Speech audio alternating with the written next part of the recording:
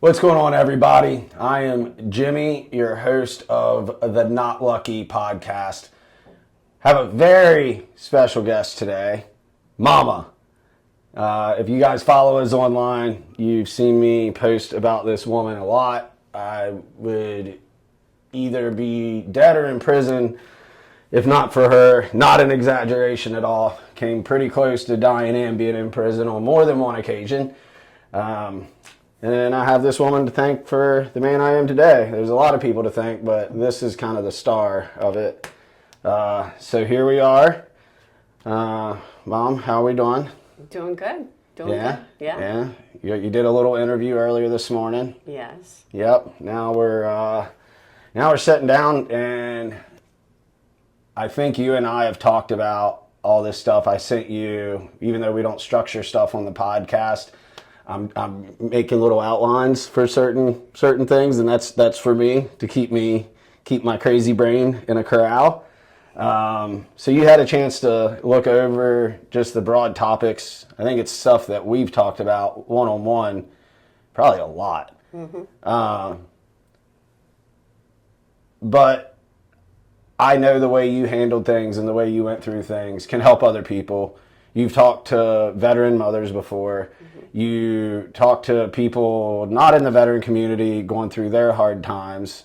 You're kind of like me. People open up to you, and you're really understanding and non-judgmental, and that's like super rare, which is how we're all supposed to be as Christians, but it's a lot easier said than done. So starting off, little boy, we're not going to get into too many details because there's no reason to go down certain roads right now on this podcast. But I'm sure you remember very well, probably better than I do, some certain things with, how I felt about how I was treated by my father at a pretty young age, and was a little confusing. And I remember one time asking you at a really young age, this is like a vivid childhood memory, is like, why are these things happening? I've shared your response to that, but I want you to share your response to that. And like, how did that make you feel as a mom? Like, I don't have kids, right? I've got nephews I love. I've got, little ones I call my grandbabies I love. But that's not the same as being a parent. I don't pretend it is. It's one of my big shortcomings in helping people. It's one of the places I can't relate. So what was your advice to me or what did you say to me back then, which kind of was advice and we all laugh about now? And then how did it make you feel, like seeing your son go through that? Well, no mother is going to want to see their son go through what you did. And the issue was that at one point, I raised you totally different than what the other side did. And so that caused issues with you as far as what's right, who's right, what's wrong. And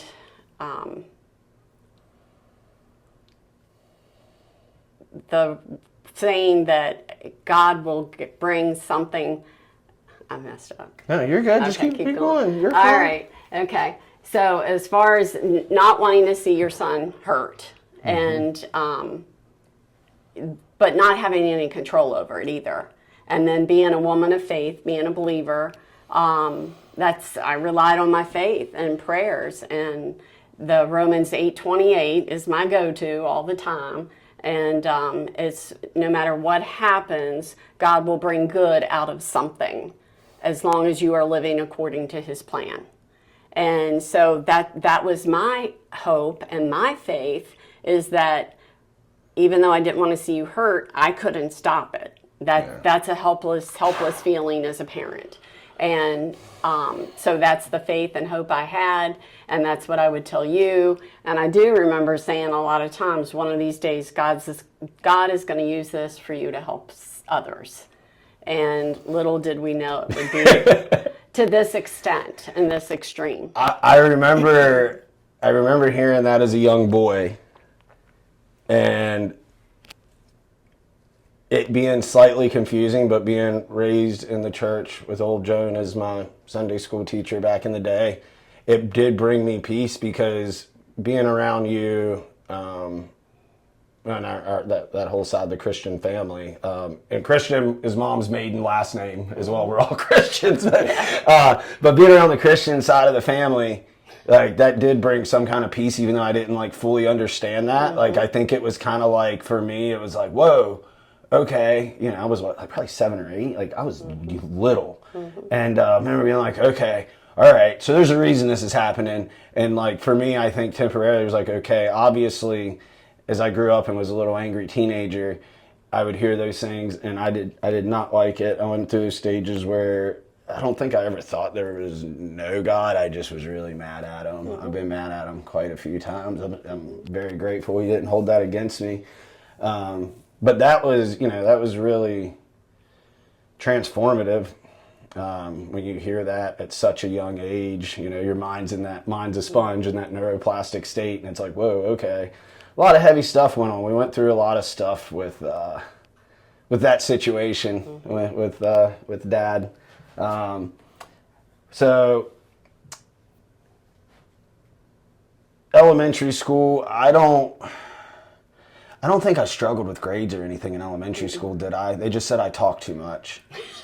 Like, I remember that on all the report cards. Yeah, you were a social butterfly. Yeah. Now, I remember they would always do, like, a needs improvement in that, which I find very ironic now because, like, the majority of my job fulfilling my purpose is talking. So you did well. Right? Yeah. You just got to find your niche. So guys, don't let, the teachers can be great, but don't let them put you in a box, man. Don't let anybody put you in the box. Got to throw some hippie stuff in there. Also had, I have, you know, some opinions on the direction the public education system in America has gone, but where we grew up, the teachers we had, I would say 90% or more were in it for the right reasons and were phenomenal at their job, which I'm very grateful for. That was, you know, Jackie Bronstatter and Mrs. Bennett both really, really stick out there. Mrs. Cook or Ratliff, she was cool too. But Jackie, I think one reason Jackie sticks out is one of the and Mrs. Bennett. Mrs. Bennett went to our church too for a little bit, I think, didn't she? No? Jackie did. I knew that. So that really stuck out. You know, that sticks out in my memory. And then moving on to middle school. So that's where things started to get a little dicey. So, and I'm sure you and I have talked about this. I remember the turning point for me.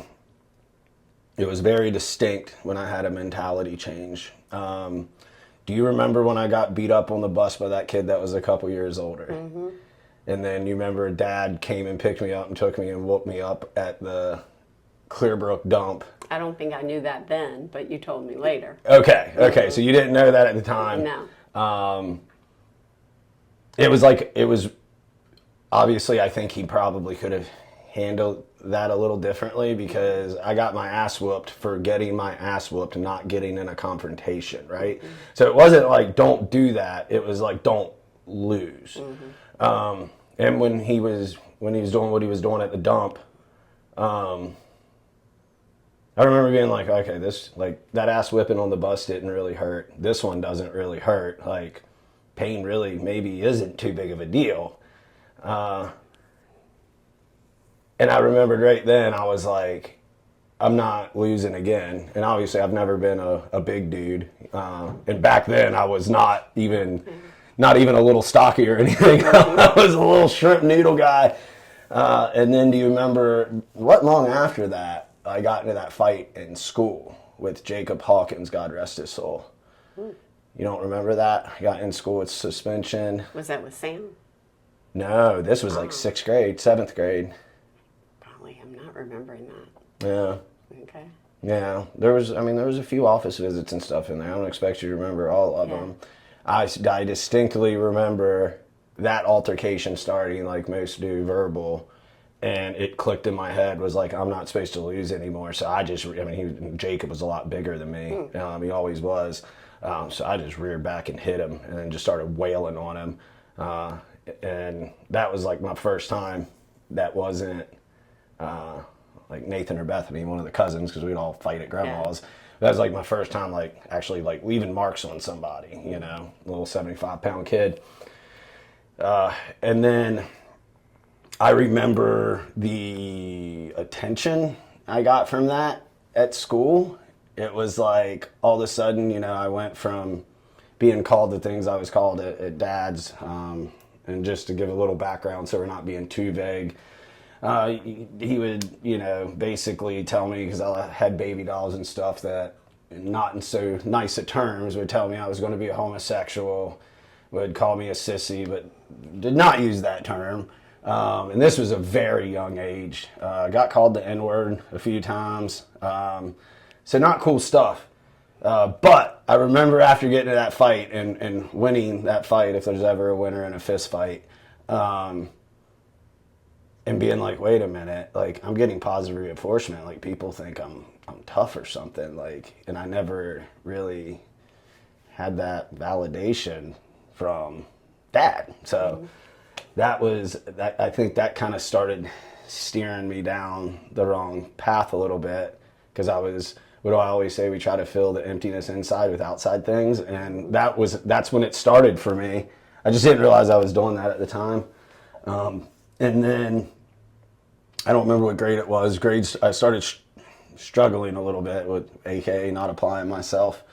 And then I remember, and I don't know if you'll remember details on this, I remember when they had me tested. Like, what was up with that? Like, what caused them to say, like, you need to get tested, or you demanded to get tested because they were trying to switch me classes or something? No. What was it? Elementary, you got, like you said, you never struggled with grades, but you were struggling with getting all your work done.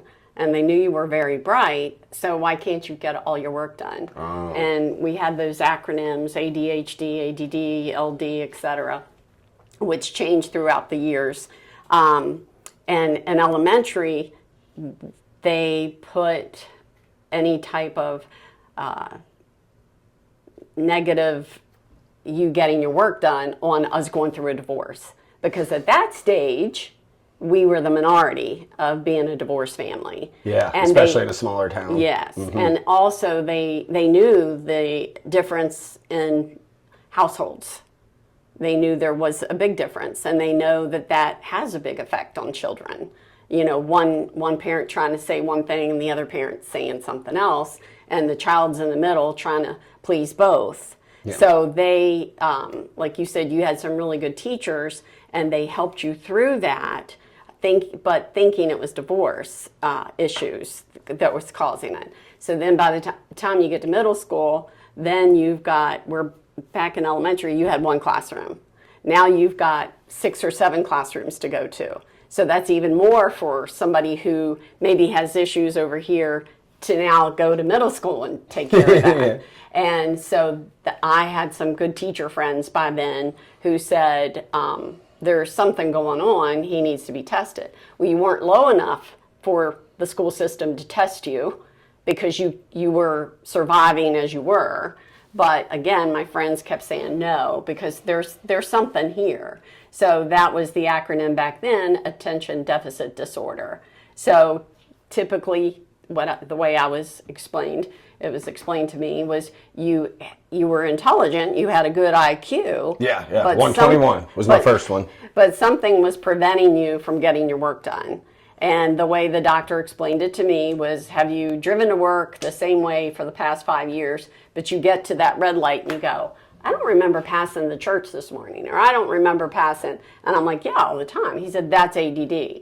And then the school system, they finally tested you, and but it really didn't make a difference for your situation, except for the acknowledgement that there was something there. Mm-hmm. We knew you were intelligent, and just need to find some ways to help you get your work done. So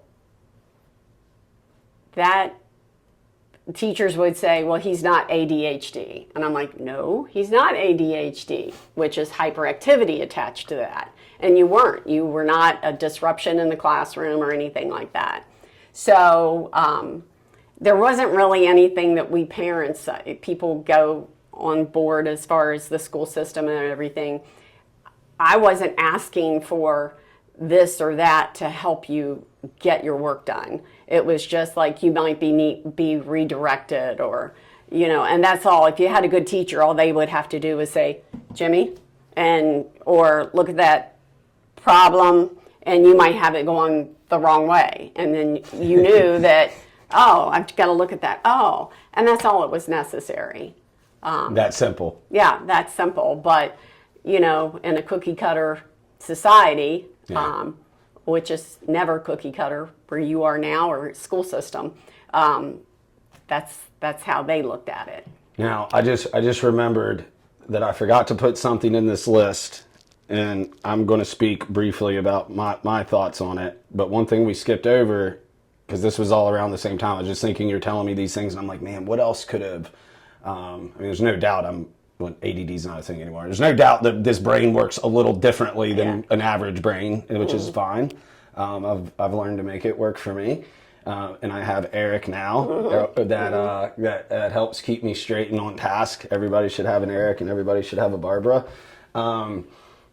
But I stopped seeing Dad. I think that was at the end of elementary school. I kind of skipped over that. We had I was out at Roy Anderson's race car garage. Dad and I were the last ones there. I was using a broom about that big at a hot probably 55, 60 pounds. And he didn't like the way I was sweeping and had a full meltdown, threw me down on the floor, stood over me, called me every name in the book. And I came home really upset. And then I made the call and was like, hey, why are you doing this? I confronted him about it, which looking back is kind of ballsy for a 11-year-old, which anybody that's ever met you and had any real interaction with you, it's clear where my courage comes from. That's definitely you. I remember a big turning point. I think it's probably bad enough. I think I still minimize everything I went through with Dad some. I recognize what it's done, but kind of it made me who I am, which I do believe that, and I'm grateful for it in a very strange way, because I wouldn't be who I am without that, and I love my life. But I remember during the battle, right? So we were, now we have to go to the court of law, right? We're out-moneyed, we're out-connected. I'm going to touch just on this portion. Don't you touch on whatever you want, because I just want to know how that made you feel and what you saw change in me with all that. I remember Judge Grimelman. John Prosser painted everybody out to be like a saint. I believe somebody mentioned you were brainwashing me, which is the most absurd thing I've ever heard. And then Judge Grimelman had me in that back room, right, with what do they call it? The guardian ad litem. Don't remember that person. Wasn't a fan of them either. Man, that was along the time I had to see Dr. Green. That was court ordered. One of the most, I've gotten into contact with a lot of evil people in the world, and she's up there. There was one day that she sat there and tried to say, let's play pretend. And I was pretty sharp for a little kid. And I remember being I don't want to play pretend. In my head, I'm like, okay, something like ding, ding, ding, ding, ding, ding, ding, spidey senses, alarm bells. Yeah. And then she's like, well, no, let's play pretend. What if you were going to see your dad? And I was like, what do you mean? Dog's here or something. It's like, well, what do you mean? I don't want to see him. Mm-hmm. And then she said, well, we're just, she was forcing it. I realized there was no talking my way out of it. I wasn't as slick with words back then as I am now. And so we started talking about it, and I'm like, well, how would you want to see him? Would you want your stepdad to be there? And she started steering me. So I let her steer me. And then we she wrote stuff down, and then was like, okay, so next week you're going to go play this and you're going to go see your dad and Joe's going to be there. And I was like, now I'm fight or flight. And this was before the physical altercations. This was like 5th grade year. So this is before 6th grade. We got out of order for a second. Fight or flight kicked in, and I had that Walkman I used to always carry with me everywhere. And I remember like just very gently and quietly just wrapping up my thing. And I had on that ECU hoodie that Sue Wood gave me. Oh my. And I gently put it in my marsupial pocket, and I was like, I need to go to the bathroom. And I ran. And then pretty much hitchhiked, went to a diner, got a ride back to school. Cops were there. Like, what? Like, what was all that like? Like, how did you deal with that? You talked about feeling helpless before. Yep. And now you have not just your ex-husband pushing back against you, which not excusing anything, but I feel is a natural thing. Like, you know, I think that happens a lot. What was it like having a system against you in a small town? Not very pleasant. Not very pleasant.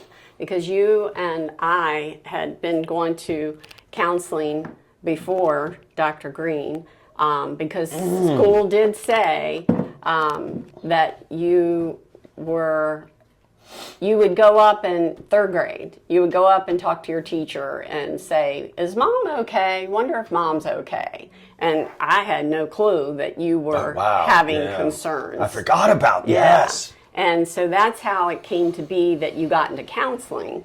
And we invited your dad, and at that point he didn't want to come. And so we continued to go to counseling. Sometimes it would be just you, then sometimes just me, and then both of us, and then Joe. And, you know, you had multiple different visits. And then you decided, like you said, not to see your dad. And the counselor you were seeing at that point said, he's got to be the one to tell him. And so when you finally did make that call, of course, it was all my fault, like you said. Everything is. And yeah. And so from there, then we had to court order, go see Dr. Green. And then she told us on that visit that it was going to be like an hour and a half. So if I had errands to run, go do so and come back at, you know, the reasonable time. And so when I got back... Was that normal? An hour and a half? Maybe for a first visit or so, or I don't know. Okay, well, we were many visits in when she did that. I didn't know if you remember that, because I was like, maybe she pre-planned doing that day. So anyway, go ahead. And so when I pulled up, there was a police car not parked correctly. And my first thought was, something's wrong in this building. And I go in and they turn and look at me, and I don't see you. And I said, you know, where is my son? So there was a cop there with her at this point? Okay, she had already called the police because you were... Because she lost me. He was in the wind. He was on the lam. I was on the lam, baby, and gone. Now, put that in perspective. As a mom, I think you were 4th grade then? And so 9, 10? When that was happening, yeah. And 4th or 5th. Maybe it was 5th. And I'm like, where's my son? And they're looking at me and said, well, he took off. And then I'm like, excuse me? I left my son here with you, and you're telling me he's gone? And I guess I was getting a little hyper because, trust me, I didn't see you. And the police officer was like, calm down. Oh, that's a great thing to say to a mom in distress. Calm down. I left my son with her, and he is gone. And so then we got a call from the school during all that commotion, which is kind of like you don't absorb everything. And they said that you were at school, and which was a couple of miles away. Oh, it was on the other side of town. Yeah. And so I said, well, I'm going to school. And the police officer said, well, you have to follow me. And so followed him there, and Dr. Hanisch was awesome. Yep. I remember old Mr. Hanisch. Said, yeah, Jimmy just came in and said he had an appointment and he was ready to go back to class. So had that poker face on. yeah, you didn't miss a beat. So then when we did have to end up going to court, because you didn't see, that was the whole point. You didn't see your dad almost a whole year. Is that how, I was going to ask, I don't remember how long it was. Throughout the 4th grade. And then your dad finally served papers saying, you know, that he wanted you back in his life. And that that's how it came to be. And then being in that courtroom, we did the counseling. I had always journaled anyway. Mm-hmm.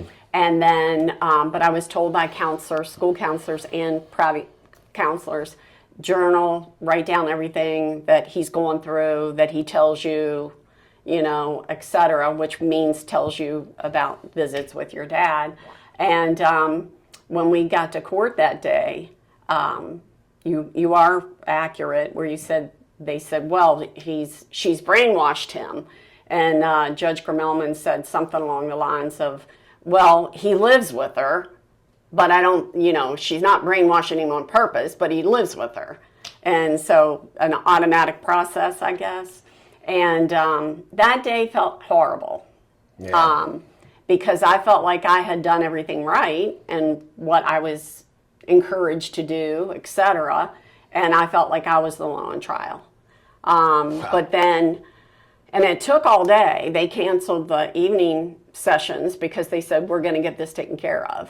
And then when they called you back, I do remember the bailiff coming over to our table and said he was shocked.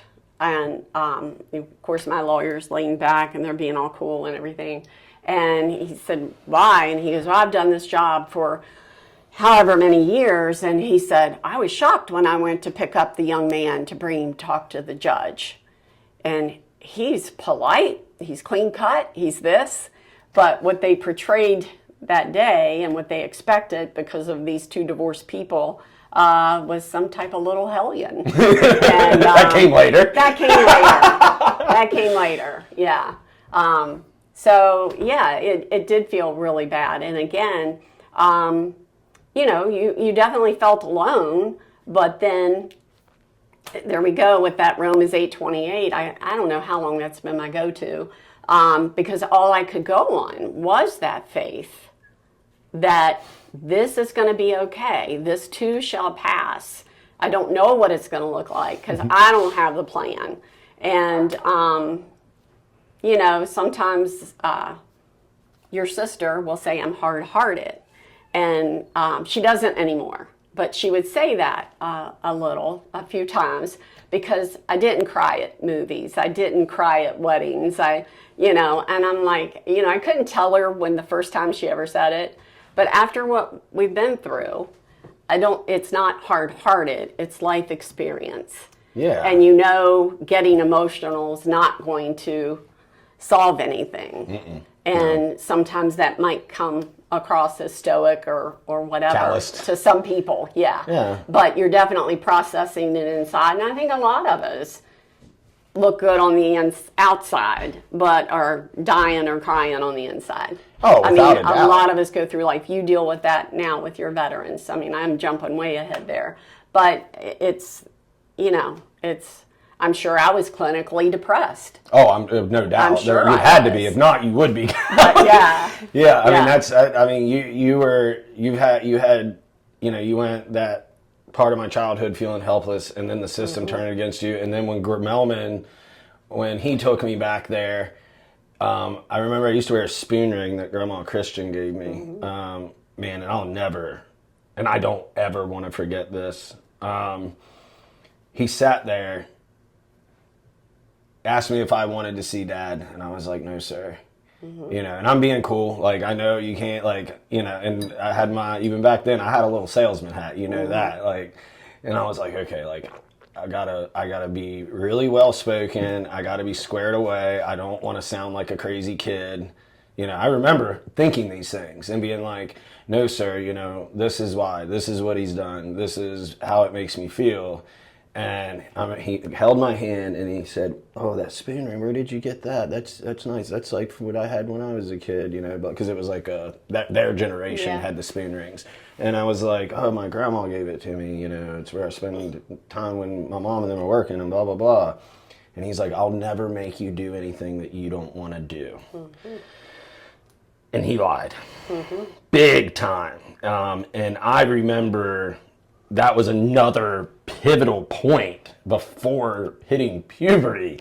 That was like when your brain is very neuroplastic still and very much a sponge, and being like, I can't trust an authority figure. And I remember, and I always liked the cops back home for the most part. They were always super cool to me, later in the years when I had run-ins with them. But I remember having a disdain for the cops, and I don't remember why, but it was that the way it was handled the day I ran away. There was something there that was said in Hanish's office that I don't remember that I didn't like. I remember the feeling. I don't remember what was said. There was a lot going on that day, so it was hard to retain. But that was, we jump back. We'll jump back to where we were at after getting tested for ADD, and I'm sure, especially, not only we'll call it what it was, the emotional abuse and stuff that I was sustaining from dad, then you throw into, because we were raised as you respect authority, cops and stuff are there to help, which, I do believe they are. There's bad apples in every profession, right? It's easy to see. But I remember from that point forward, and honestly, that disdain for law enforcement and judicial system, that stayed with me, I would say, until early 30s maybe, late 20s, early 30s, whenever I met Bob. Bob Bryson, he really started changing that. And obviously I wasn't like, oh, let's riot and defund police or anything crazy, because I was just a kid. I didn't trust him. Yeah. I didn't like him. I did the narrow-minded thing. Even though I was a boy who was still narrow-minded, I took the actions of a few and I applied it to an entire group, right? Kind of what the Taliban does. Not just them. Right. Yeah. That's an extreme case. We're dealing with that in this country politically now. Everybody's throwing each other in one basket, which is sad. So was diagnosed. They put me on Ritalin, I think, briefly. What happened with that? Back then it was suggested, and it probably still is, I don't know, that, if you are ADD, and how that was determined was, your IQ, but then your output. So even though you weren't it was IQ is high, output's low, so that was basically there's something simple terms. Yeah, okay. So why are we having this issue? Oh, well, it's probably ADD, and that's where the brain is just going everywhere. And we know that ADD is not curable. Yeah, right. You learn to live with it and cope with it, and it can be a very good thing. Yeah, it's a tool. And where was that going? ADD, Ritalin. Ritalin, thank you. So you have to go to the doctor. Like the school officials can't make that diagnosis. It has to be a doctor. Oh, okay. Okay, yeah, where they can make some diagnoses, but. And that's where Dr. Hilton told me he didn't want to know your IQ, because now it's 7th grade. And if you've gotten through this far in school successfully with ADD, then, he didn't want to know your IQ. And because he thought it was higher than his. Yeah, and that's one thing that the school system didn't test you on their own, because you were surviving. And we had so many others, unfortunately, that weren't. Right. So, you'll take care of yourself, and we got to help all these over here. Which logistically I understand. Yeah. Doesn't make it right. It doesn't make it right. Logistically, it makes sense. And 30 years ago, it's still that way today. It's, it is. So then Dr. Hilton said one tool that they had could be Ritalin. And your dad didn't want you on Ritalin, but I didn't either. And Dad didn't want me on an inhaler. Yeah, that's anyway. True. And Dr. Hilton knew that I wasn't crazy about it, and he did explain that if we could try it, because there are side effects to it and things like lost weight, appetite, which is going to bring the loss. It's speed. It's legal speed. Yeah, and not sleeping, and you had never had those issues before. And so he said, if you want to try it, and if it's truly going to help him, me as the mom and the teachers are going to be seeing a big difference in a short period of time. And so we did try it. And what I saw was the weight loss, the lack of sleep, and not really a difference in the classroom. So we didn't keep you on it. I didn't keep you on it. And Which, thank you for that. Yeah. Two things that I'm grateful for everything you did for me, clearly. I tell you that all the time. But two of the big things is, one, you didn't keep me on government drugs when I didn't want to be on them. And a lot of parents would have. Not judging parents that did do that. You got to make what you think is the best choice for your kids. But that's a hard thing for you to do, to be like, okay, this thing's, everybody's telling you this is supposed to help him. I'm not seeing that. He doesn't want it. I've got to pick the hard right over the easy wrong. The easy wrong would have been like, hey, you're supposed to, and pushed me to stay on it. And then maybe I would have stayed on it. And then you're dealing with, without getting too far into stuff, now you're dealing with changing brain chemistry long-term, unknown long-term effects, et cetera, et cetera. Personality changes, with long-term, it's a drug, long-term drug use, so you're going to have a personality change. So yeah, you didn't, that's one thing. And then the other thing was you really, really, really, really limited my television time and what I could watch. And I am forever grateful for that, because I think that's why we've all fallen for propaganda before. I've fallen for it before in my younger years, definitely. But I think that's one reason I have like a very open mind and question a lot of things, and when the square box tells me something, I'm always like, wait a minute, I don't believe you. I think you're a liar. So that was 7th grade we're at. 8th grade, 9th grade, I don't really remember any quote unquote big events, just like the normal struggles with dad. And, that never really went away. That was always kind of up and down all the way up into my adult life. Yeah. We don't speak anymore. Love him. Hope he does well. Hope he puts down that beer can. But I just don't have space for negativity and people that don't accept responsibility for their actions in my life. And once again, dude, he's my brother in Christ, and I wish him well. So those years were, I don't think we need to, unless there's anything you can think of, like there was no really difference there. 10th grade, I feel like 10th grade was pretty fun. I was running around with Zach Brand. I was getting into bicycle riding more. Sports, because of my emotional ups and downs, I was never like a steady athlete. Like I would be like average, maybe every once in a blue moon, slightly above, and then like I would lose my head and lose my temper and go down or get yellow carded because of punching people in soccer and pinching and grabbing butts and all the Howard, on a light note, what was that like watching in the stands, like your son just this complete terror on the soccer field? Like wrestling wasn't a big deal because wrestling's a violent sport, but, and I mean, soccer, it would get so out of hand sometimes. Like I would outright tackle people, throw hands. Like I was a menace. I mean, were you ever? I mean, like you would stay and watch the games, and like you're this sweet Christian mom with prayer for you on her license plate, which that wasn't there yet, but like in the future now, like, and you don't drink, never smoked, didn't cuss, didn't know what pot smelled like until me. So I think it's like what was that like, sitting up there being like, I've done everything I could raising this kid, and he's just like out there, other teams' parents would be screaming at me about number 6. I think I was like 2nd or 3rd place all time in the school for cards, yellow cards and red cards. So like, what was I'm just curious. Well, that's one reason you can't always blame parents on kids' behavior. And I do that sometimes, guys. Not always, but I'm pretty bad. I'm working on it. It's one of the things I'm working on. But working in the school system, I was around other people, other educators who did that also, and I would remind them that you can't always do that. And so you know that.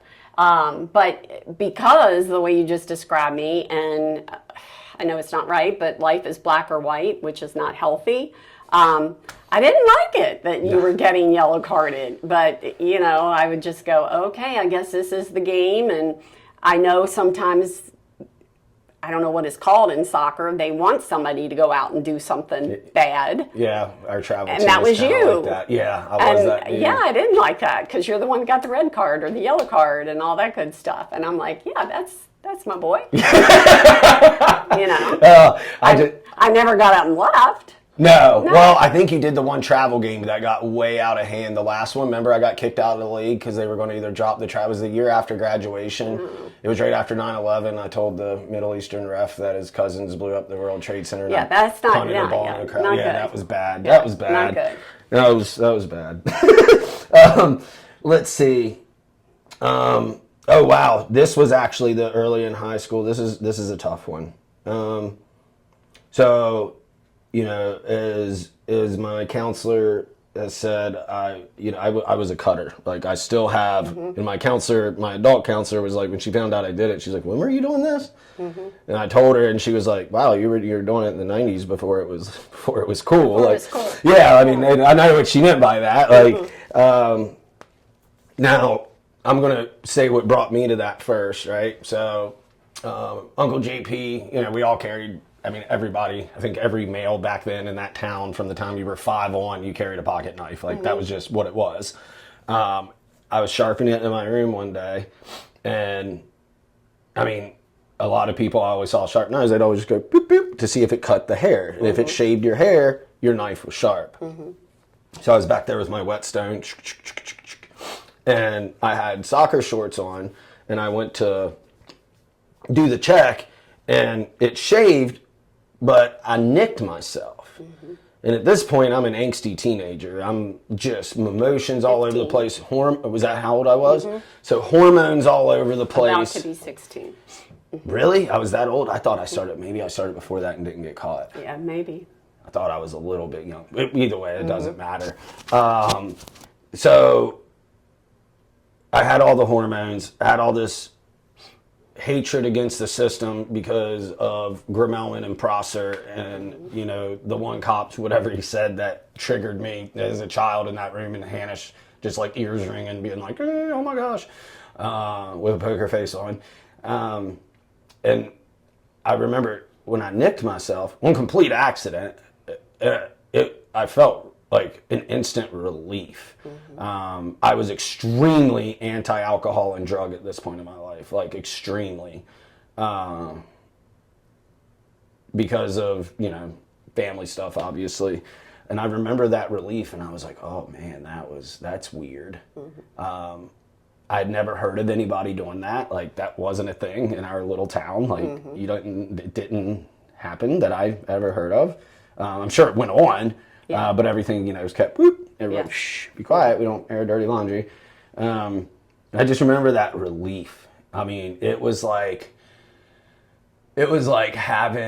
being in Ranger School and having that 110-pound rucksack on and walking up a mountain and then being able to sit on a log or something and take that pressure off. Like, it's just this great feeling. Your spine uncompresses, your neck feels better, immediate relief.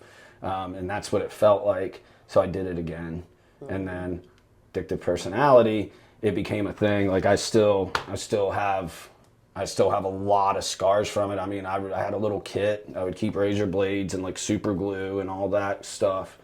Like, what was like from that standpoint, you've already said you felt helpless, and I remember one time in the drinking you had said, and I'm sure you felt like this a lot, it's like watching your kid drown and you can't throw him a life raft or a Life preserver. Yeah, life preserver. Thank you. So like, what was that like? So now you've seen your baby, your son, your firstborn, go through all of this stuff from the time he was, I don't know, 5, 6, up until I'm 15 now. Yeah. So 10 years, which was what, 2/3 of my life at that point. That's a lot. Now all of a sudden you're seeing a physical side which is now. And maybe you notice it at the time or now, but like sitting back, everything evolves, right? Some things evolve negatively, some things evolve positively. Clearly, I was evolving negatively. So what was that like? That was another one of those helpless, but then scared, because it's just like anything else that we face. Let's see, where's the checklist on what I do when I find out my son's a cutter? There is none. Like when a baby's born, God doesn't send the book with you saying, how do I raise this child, So the same thing there. And fortunately, I was in the school system and worked with some amazing people. And Glick is the one. She was in special ed teacher, amazing. Yep, Emily Glick. You know, I'm calling her saying, I believe my son's a cutter. What the heck do I do? And she told me, you know, you can call the police, but you got to get him help. And, you know, I just started going through that checklist that she gave me. And you've already described that night, the emergency room did let us come in. I don't remember that. Oh, at first they told me, well, there's no one here to take him in tonight or something. And I said, when I finally approached you, because Zach came over. And, well, first of all, let me back up. We had a female, to this day, I don't remember her name. I don't know if you will or not. She called and wanted to know if you were home yet, because you were working part-time. And I had seen some of your cuts that morning. And you told me, you said I had walked in on you when you were cleaning up later. Do you remember this? No. Yeah. And I said, well, what about those cuts there? Because I saw something here. And you said, oh, well, something fell when I was getting it off the shelf. And, you know, it cut me. And then It's the best I could come up with. yeah. And then I said, well, what about there? And you said, oh, well, I tried to catch it. And then, you know, I didn't push it. But that day I'm going through this process and thinking, nothing cut him here, something, you know, going through the whole process. And then that evening, some girl called and said, wanted to know if you were home yet, because y'all were supposed to study. And I knew that was a lie because you did not have study partners. You did not. And so then I said, what's going on? And she said, I can't tell you. And she had went to, you had shared with her, she saw cuts on your leg. And she asked you about it. I don't remember to this day. I don't remember this at all. Wow. Yeah. And I said, you've got to tell me what's going on. And she said, well, I saw some cuts on his leg, and you went to guidance because she went to guidance and shared. And then Zach came over, and you weren't home yet. And Zach brought some videos over for y'all to watch. I could believe that. But for Zach just to pop in, and that girl called an hour ago. And alarm bells. yeah, I'm like, what is going on? So I told Zach everything that I just told you, and I'm like, what's he doing? You know, and is he cutting himself? And I don't remember if Zach really knew, but Zach knew you were in trouble. Or Zach just was still not letting me know he knew. I don't know. And so then I contacted Glick, and she said, you know, if a cutter's not ready to be found out, it can be bad, you know. And so that evening when I confronted you, you came home, and I said, have you been cutting? And you said yes. And you said you needed help, and so then the phone call to the hospital. And I said I needed help? Yeah, okay. I said I need to call somebody, and you said okay. Oh, wow. Okay, I was cool about it. See, were- I don't. I guess my brain went into trauma mode, Yeah. survival, dump everything. Yep. And you Wow. agreed, and then you sat Look there. at me back then, and I needed help. Wow. Yeah. But then you sat on the couch and you shared. I thought you were okay. I thought you had come through the divorce okay. I thought you were moving on. And, you know, like we say, you know, the rearview mirror is smaller because it's behind us. And look through the big one ahead. And I thought we were there. And because, like you said, school was going pretty good. And no major situations. And so then you told me that night you got upset, you cried. You said how you disliked your dad. And, you know, you kind of repeated some of the things that you've already said. And I was just like flabbergasted because, unfortunately, and everybody out there knows when what I say earlier, we've got that smile on the outside, but we're hiding, we're crying, we're dying on the inside. And you were so good at hiding it. And we've always been close. So I was shocked that I didn't see that. No, I always say I learned at a very young age, if you smile all the time, that nobody will ask you what's wrong. I'm going to check our battery real quick just to make sure we're still talking into a live camera. Yeah, we're still good. Wow. Yeah. Well, that's pretty cool. Well, not cool. Well, it's cool that I know that now. I didn't know all that.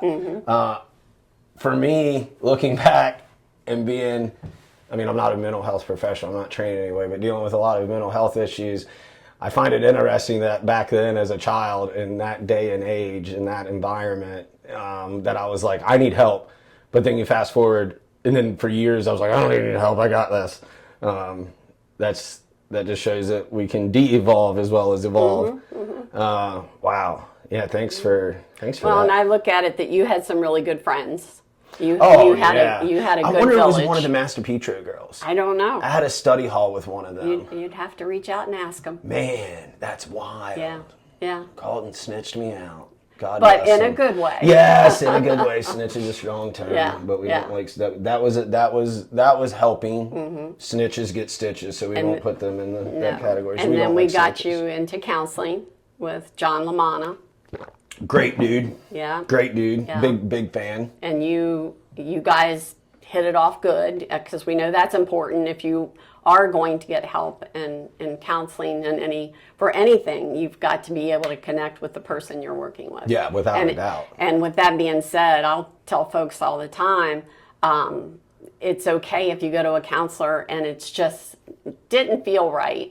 Try another one. Yep. Don't stop. No. And fortunately, I was so grateful that you guys clicked. Yeah, that was one shot, one kill. Yeah, He yeah. was good, man. Yeah. He was good. I'm pretty sure he smoked weed too, looking back. Pretty sure. That's his opinion. That is an opinion. That is very much an opinion. But Dr. LaManna, if you hear this and you do roll one up, holler at your boy, all right?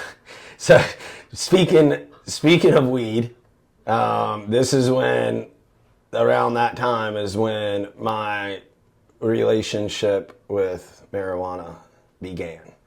Oddly enough, we won't name drop because I don't know what job and stuff he has now. One of my really close childhood friends, actually a lot of my friends at that point were smoking, but one of my really close ones who ran around with in the neighborhood and stuff, he was, and I was like, dude, this isn't good for you. Drugs are bad. And he was like, dude, he's like, it's weed, man. Like, he wasn't trying to get me to do it. He's like, dude, just leave me alone. I'm tired of hearing about this. And I was like, nope, not going to leave you alone. I'm very persistent. I'm a tenacious little guy. And so I'm like, nagging him. And then one day he was like, you try it and tell me you don't like it and I'll stop. And I was like, in my head, I'm like, easy day. Like, even if something weird happens and I like it, that doesn't mean anything. I'll never do it again. I don't need that stupid stuff. Well, man, was I wrong. Like, I remember getting stoned and being like, first thing I asked him, I was like, when can we do this again? Like, it was that. And I can definitely see the medicinal side when used responsibly, not in that young of an age, perhaps, but I can definitely see the medicinal side because there was like a form of relief there. Like, I know some people, they talk about like it makes them paranoid, especially the first couple times and stuff. I've never experienced that. It was something that, I don't know if helped me is the right word at that age, but I mean, I think it did in a way, like not maybe overall, but getting me through bad times and really putting down the cutting stuff, because I never really did that again. Like, that stopped. But as a mom, Yeah. I looked at that from what I learned about cutting, because I did research, I read a few books, and like you already tapped on it as far as your addictive behavior. And cutting can be an addiction. And then, and then a year later, like you said, you weren't cutting anymore, but then I knew, hadn't proved it yet, but I knew you were doing something else. And yeah, you almost caught me a couple of times. You almost did. And then one time there was actually a metal pipe that we would make out of bolts. You lifted up my soccer shorts. I was leaning out my window smoking, listening to music. You started like knocking on the door. I think I was grounded for something probably. And then I was like, oh my gosh, like this is bad. So I'm like, hold on, I'm gonna get rid. And then like I didn't have any good place to put the pipe because it was hot, and I was like, well, I don't want to put it in my trash can. It could catch on fire, like bad things. So I'm like, oh, I'll put it under a pair of soccer shorts. and you came in and you were like, the Doors were playing L.A. Woman, the song L.A. Woman, and it was the part where he's hilarious. He's saying, Mr. Mojo Rising, and he starts quiet and he gets louder and faster. You came in and you were like, I don't know what pot smells like, but I think I do now. And I'm like, I don't know what you're talking about. Like, and I forget what I said. I was burning this. I made something up. And then you turned around and you grabbed a pair of soccer shorts, and your back was to me, and I was like, well, this gig is up. You picked up a broken candlestick next to it. There was the pipe here and a broken candlestick. And you grabbed the broken, in your defense, it didn't really look much like a pipe, especially if you'd never seen one. It just looked like some nuts and bolts screwed together. And you grabbed this broken candlestick that almost looked like what we would call a steamroller for smoking pot. And you grabbed this broken candlestick and you were like, what is this? And I was like, it's a candlestick, Mom. I was like, look at it, smell it. And I remember hugging you. You like got out, and I was like, oh man. So you knew I was doing that. Yeah, and you gave up the replaced addiction one from addiction with cutting another. to another addiction. Very, very common thing. I've done that with a lot of stuff in my life. And that was hard. Yeah. Because I could help you with the cutting, and you were underage, and I could help you with counseling and guide you. And now you're getting older, and now I'm finding, it's like I asked LaManna, how did my son become an alcoholic right before my eyes and right under my nose? Because that one floored me. Even though my dad was an alcoholic and we were raised with that, I guess I didn't know about the predisposed. Oh, we didn't know. I don't think a lot of people knew back then. I don't think the genetic side was proven. I think it was speculated, but it wasn't proven yet. And he said, as soon as he had one, well, that was another place, Bridging the Gaps. They said as soon as that touched his lips, it probably had him. Yeah, it did. I controlled that in a way for a long time. That was something that weed did help me with. And I'm sure the weed back then was a scary thing because you had never experienced it. It was still very much demonized. There wasn't much education. You don't want your 15, 16-year-old smoking weed. I know, like, nobody does. We never advocate for that. But back then, it was like, weed might as well have been crack. I mean, because that's the way, it was to me. Well, yeah, that's the way the Reagans portrayed it and stuff. We won't even get into that. I do not like right or wrong, it was wrong. It was, that was we'll call hard it for wrong. me. Yeah, no, it was wrong. It was wrong. So we traded one addiction for another. Now I very quickly, without a doubt, became a pothead. I remember the guys that had been smoking for a while and that were supposed to be the potheads were like looking at me like, dude, do you really need to smoke that much? And I was like, yeah, man, I love this. I was smoking before soccer practice, before soccer games. I had a coach take me aside after a wrestling match. I barely won that I should have creamed the kid and was like, do not ever do what you did before a wrestling match again today. And I was like, oh, Roger, coach. Because, our wrestling coaches, they weren't afraid to wipe the mat with us. And they should have. That's the sport. Then, I believe it was my junior year, so we're at 16, and then I was in gym class, right, and we were sitting on the bleachers, me, Adam Owens was there, good, I've lost touch with Adam, but lifelong friend, true friend, good man, very athletic, very strong, thankfully. Dwayne Deshawn was there, who ended up being a Navy SEAL, that's who else was there. And then our good friend Sammy, who's a kind-hearted, sweet dude, probably one of the most, actually, I don't know if I've ever even heard about him even talk about anything near a confrontation or disagreeing with someone. Gentle. Pure as the driven snow. These two kids who didn't really care for her anyway, but they stayed over there, we stayed over here.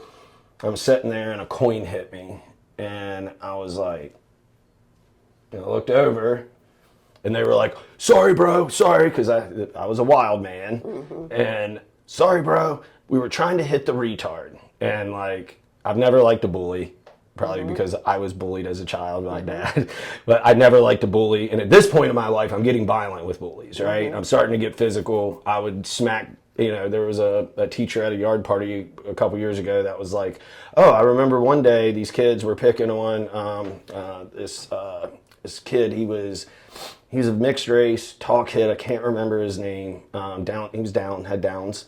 And they were messing with him, and I went up and like smacked books out of the one kid's hand and started literally bouncing the other kid's head off the locker. And like the teacher said, she just turned around. Yeah. And so I thought that was interesting. Like I had a little reputation for the bully thing, and those kids said that. We had Nathan Overstreet at our church. We had some other special needs people at our church that are absolutely the most gorgeous humans you can imagine.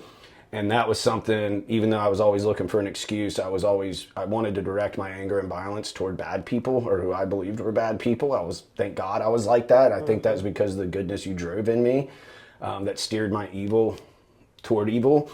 And I went over and shoved the one kid, started going after the second. Dwayne Deshawn came and scooped me up because it was right before wrestling season, and he like carried me into the wrestling room kicking and screaming, and he was like, bro, what are you doing? Like, wrestling season, you can't do this. Those kids are losers. Don't worry about them. And I'm like, okay, Miss Heinball, God bless her. First year teacher, I think. Oh man, was she? I think. Oh yeah, she was, wasn't she? Yeah, she's a little cutie too. So she comes in and is like, Jimmy Lee, what is going on? Blah, blah, blah, blah, blah. And like, she's freaked out because like, I think a lot of teachers, like, especially if it was all soccer field, you're so far away, you can't really see, you can't really feel anything, right? But I think it would worry a lot of people when they would see that switch flip and see that level of anger and that aggression come out of me, because I was a nice guy, like I thought I was super nice dude. I got along with a lot of people.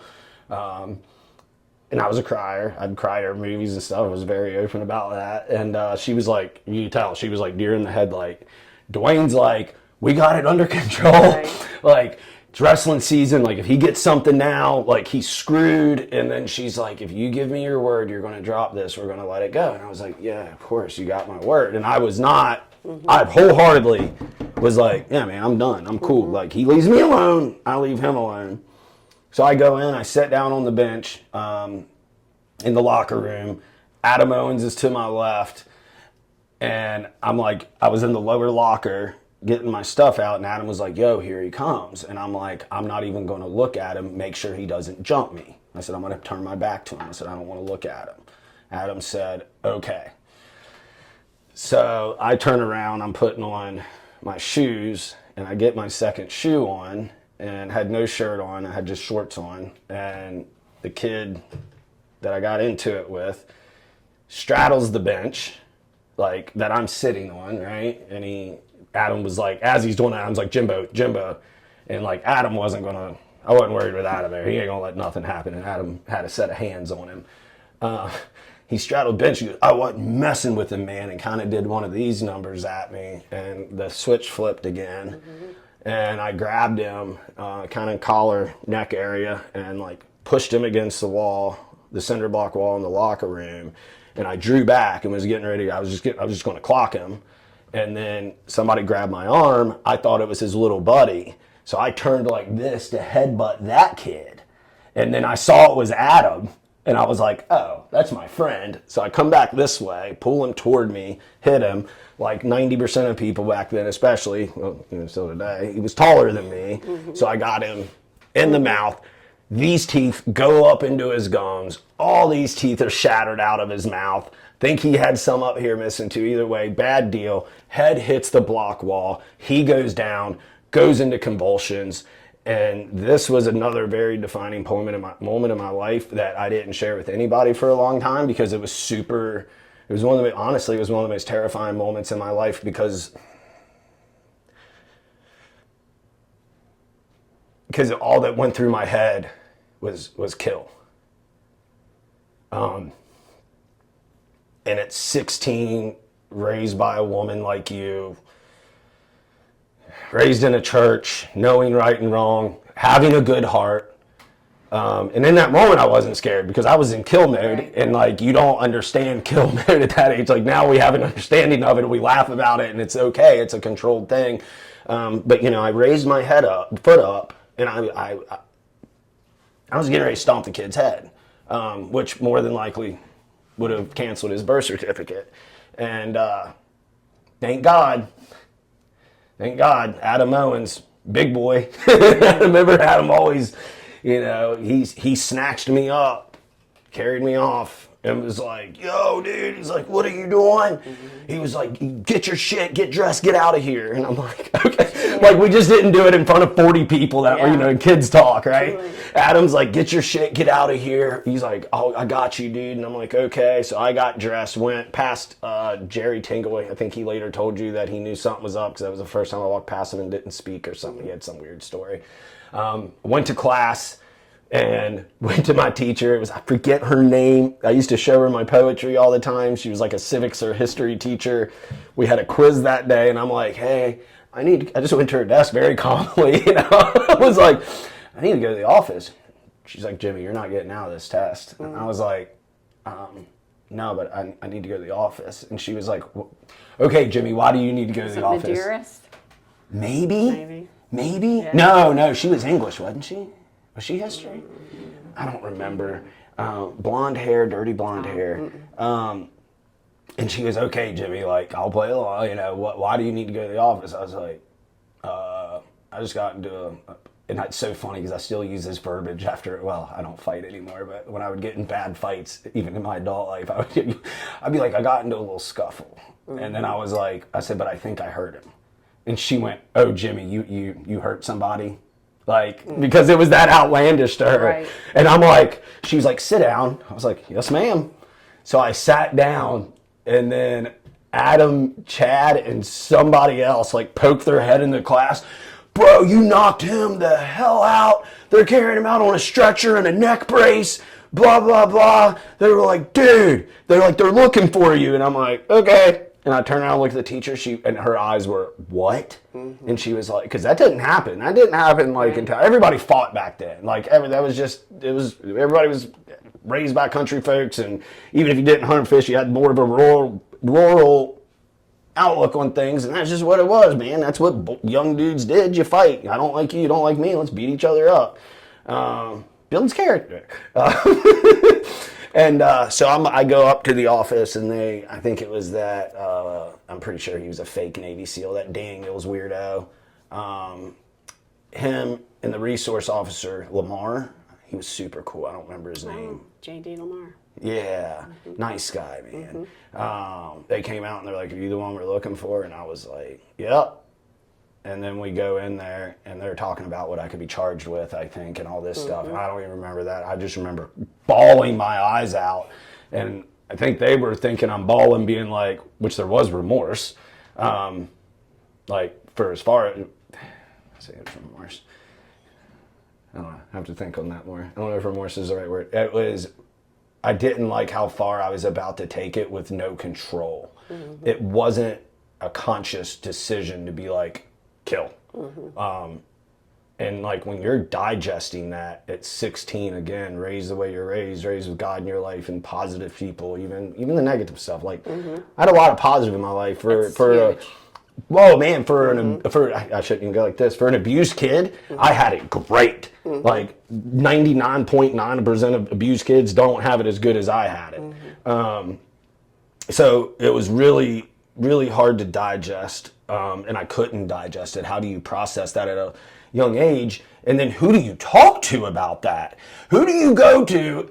It's because it's one thing being like, okay, you caught me cutting. I'm a cutter. Clearly something's wrong. We need help. Okay? That would, maybe you could say that was big of me, but that makes sense. That's something that's on the surface. You saw it. I have to acknowledge it, and I recognize I need help.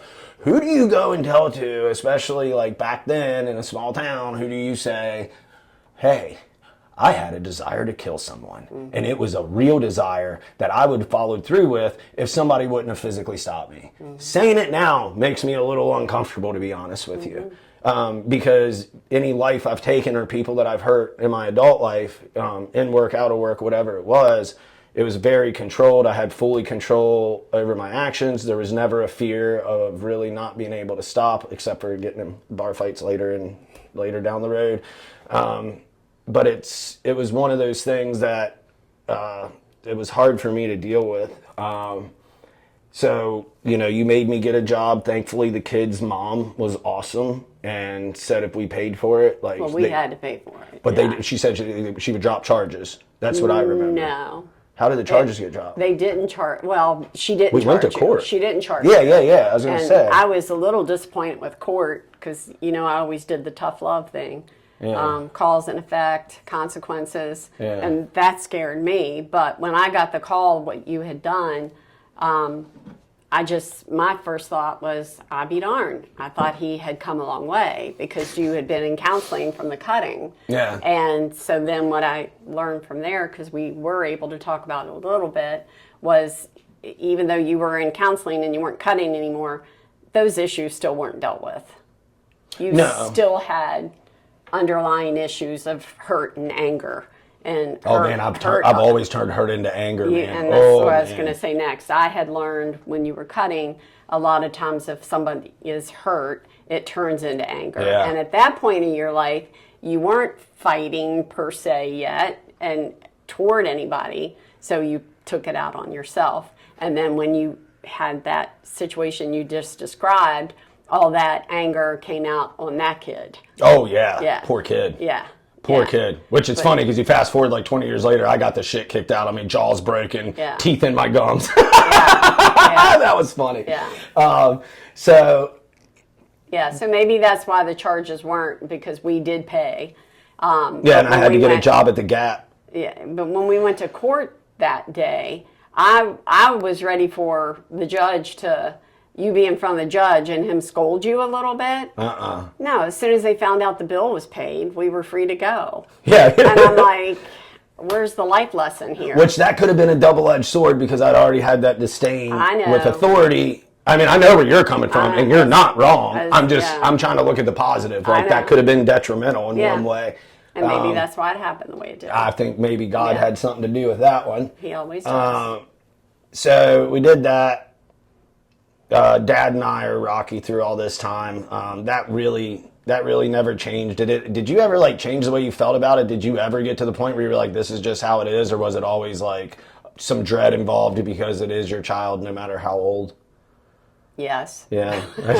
Yes and yes. Yeah. Well, I didn't know you're so tough, and you've got like, I think I get my poker face from, I always say poker face, and guys that have been in combat with me, like when we did daytime stuff in the big army, and I almost got I was about this far from getting shot in the head one day. Hit the wall and blah, blah, blah. And like, I took a knee and just started laughing and like, looked over my buddy, was like, oh, that's not good, So I always smile. I didn't know if you had a poker face and it was still hurting.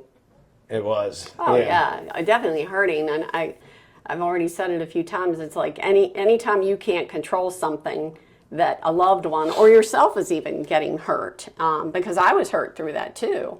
But you can't control it, but you have to deal with it. It's not going to go away. You can't, and so you just have to deal with it the best you can.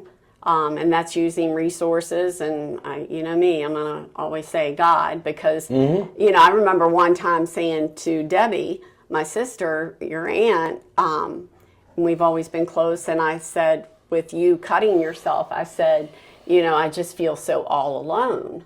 And she sent me flowers, and all the card said was, you are not alone. Oh. Yeah. But that's how you feel whenever a loved one is being hurt.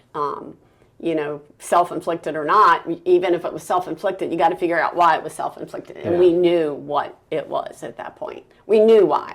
It was because of everything you had dealt with. So I'm a little terror a little bit now.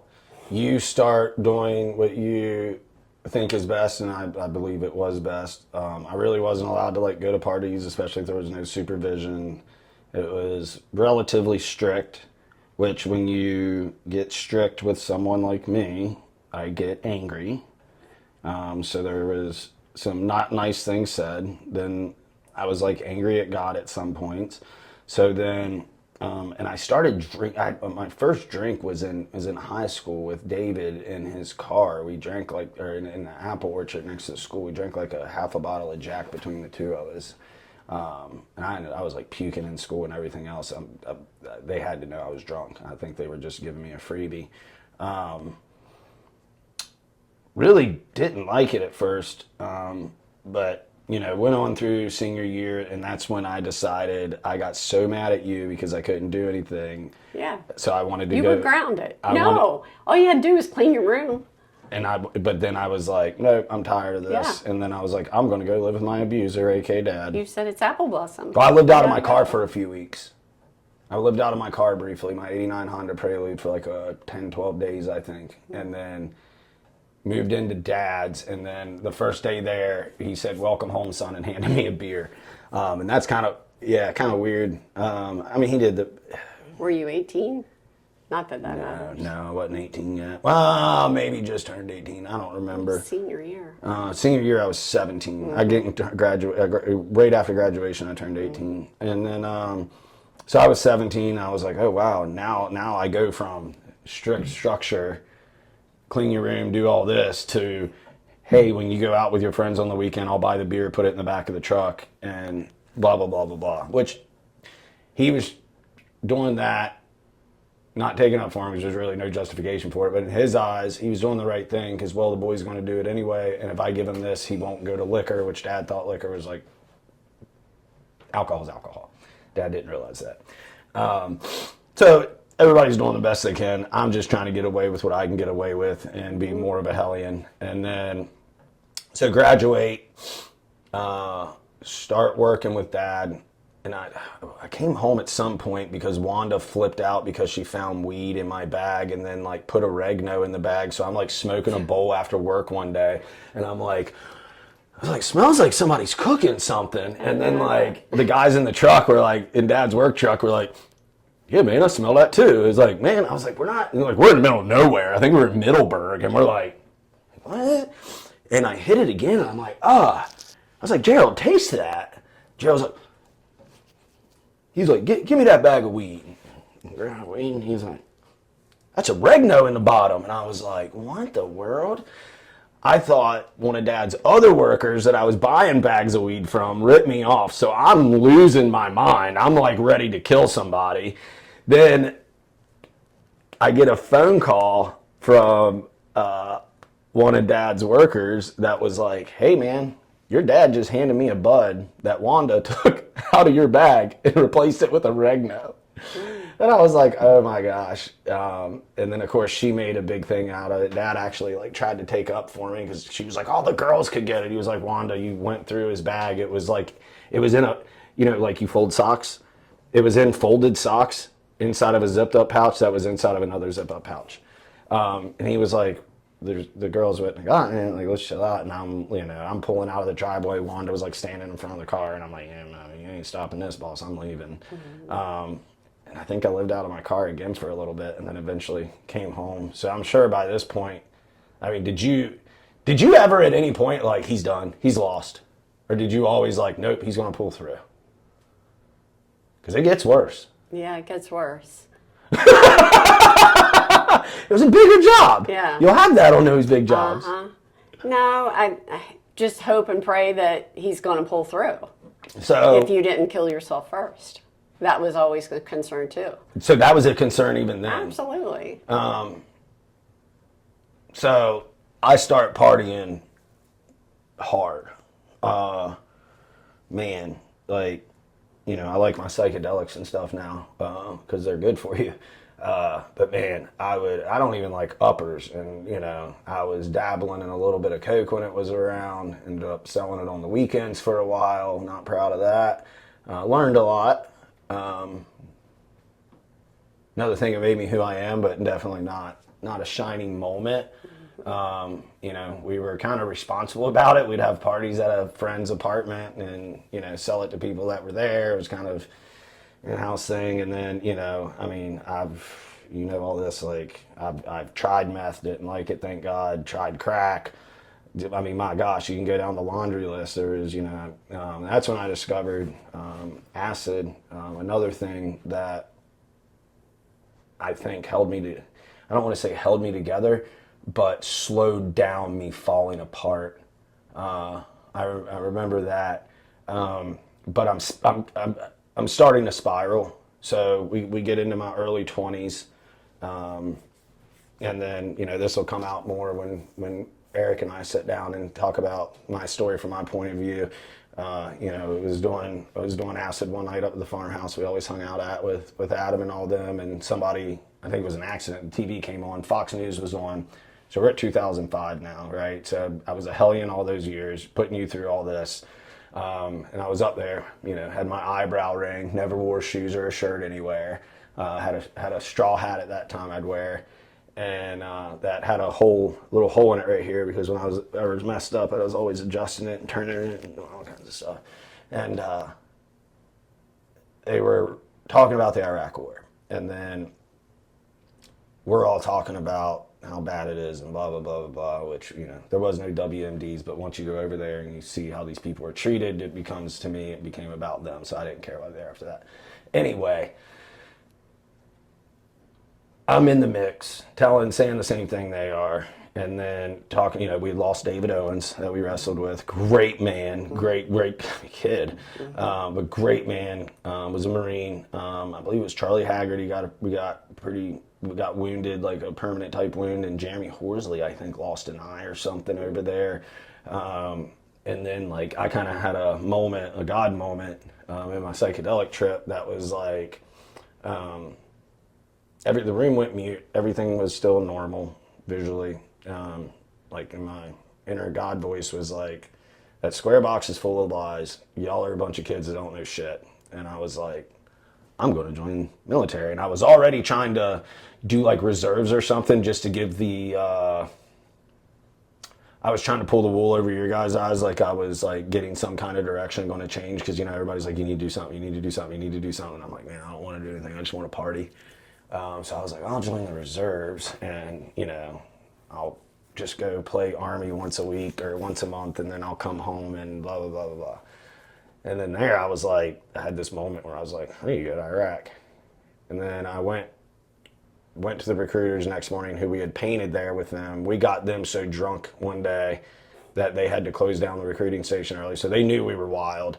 I get Chado to give me a ride there, and I walk in. No shoes, no shirt, straw hat.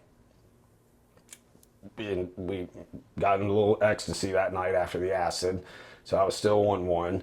And I go in, and they're like, he's like, what are you, looking terrible, I'm sure. They're like, what are you doing here? And I was like, I want to go to Iraq. And he was like, yeah, bro, you need to go maybe straighten up a little bit. So I went. And at this point, my partying was so bad. Actually, when I took the ASVAB, the placement test for the Army, I was drinking and actually passed out halfway through. The lady instructor had to wake me up. Still got a 120 GT, I think.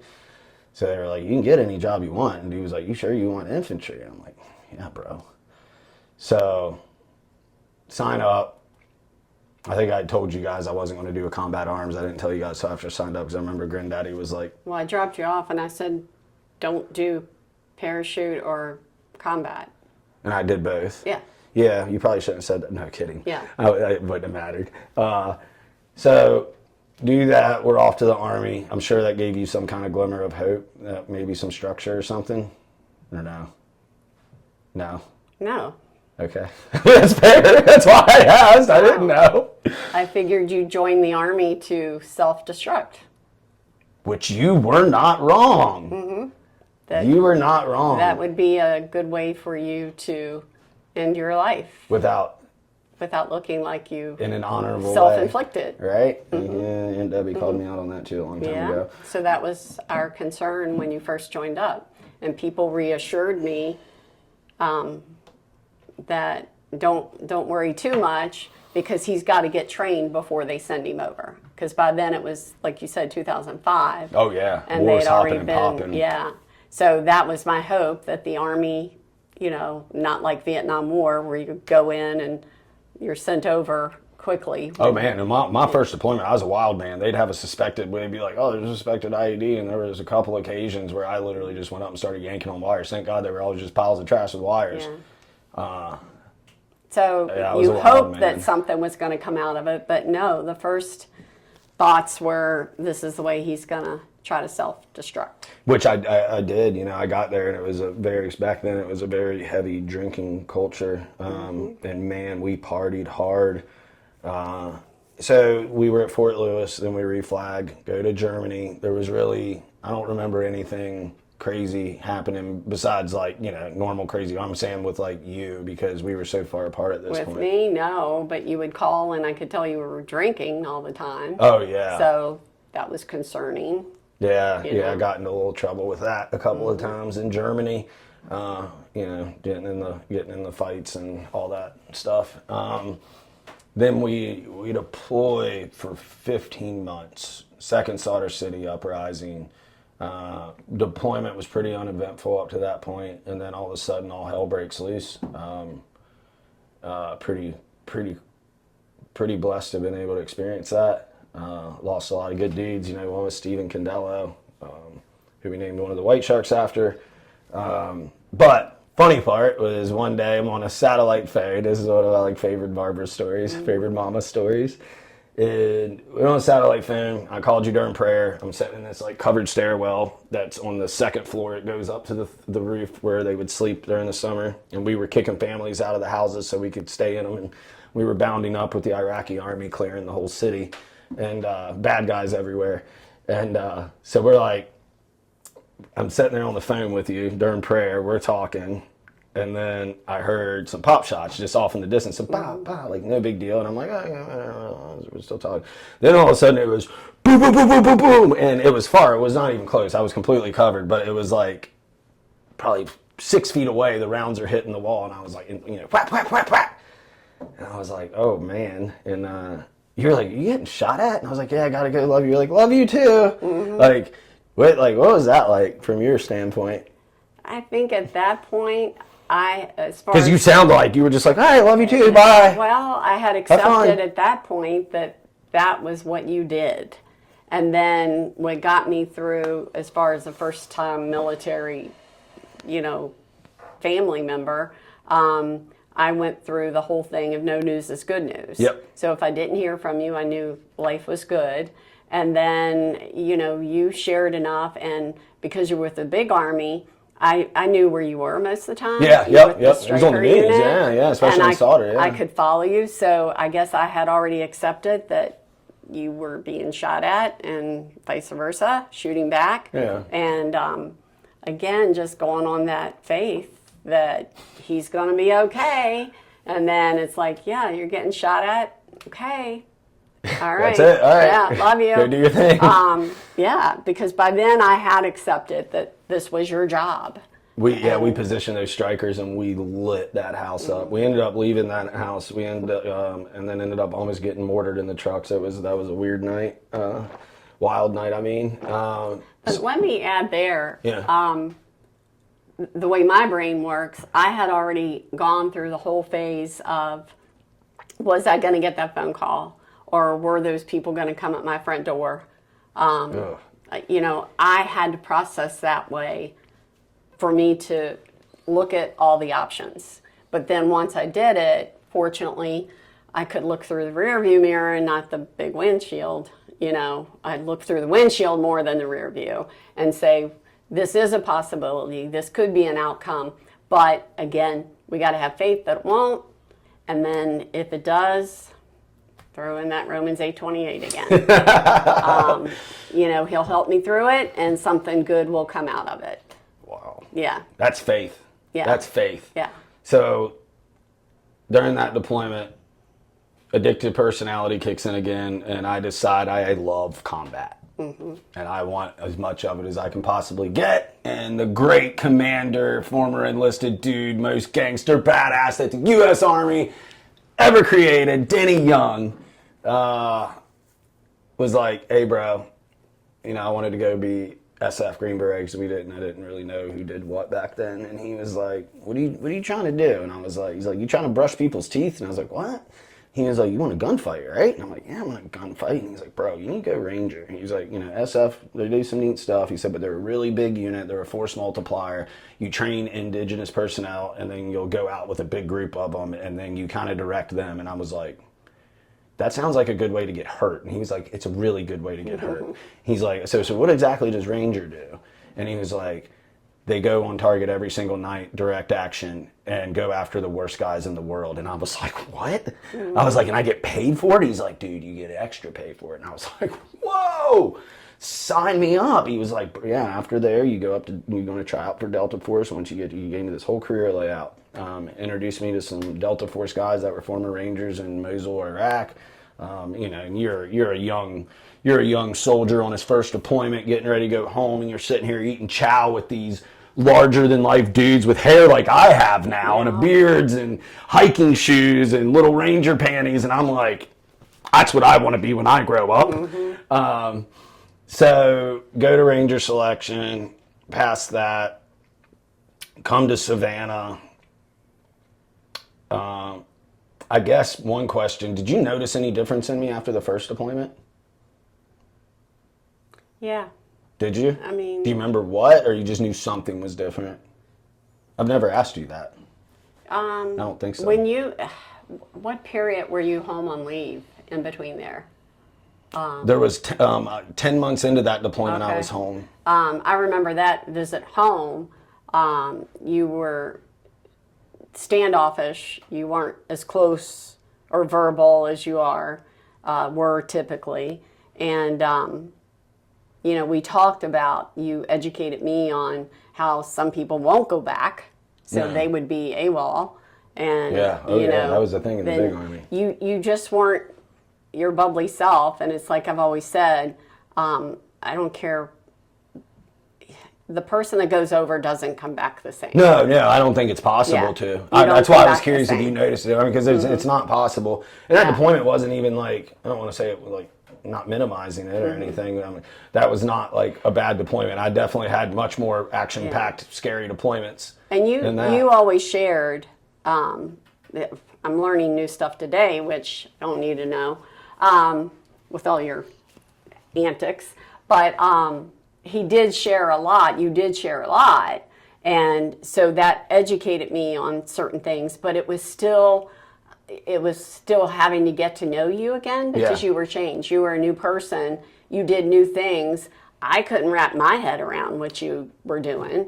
And most people, civilians, we don't want to wrap our head around that. No. And I mean, I called you the night I accidentally shot that kid on that breach, like, because I didn't know who else to call and talk to about it besides you. Because, like, what do you do? We were on a breach, guys, and I tried kicking the door. Turned out there was a bed in front of it. We were just trying to catch this IED in planner. He wasn't even a maker or anything. He just placed them so we could work our way up the kill chain.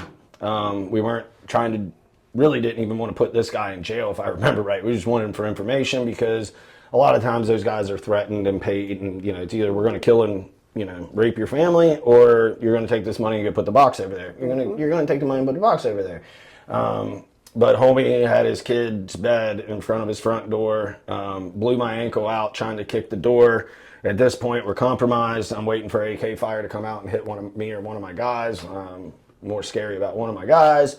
So I pulled up the shotty. I'm like going ballistic, and then boom, boom, 2 rounds through the door. Still couldn't get through the door. Didn't know the bed was on it. Got my barrel in there with white light, screaming, hollering.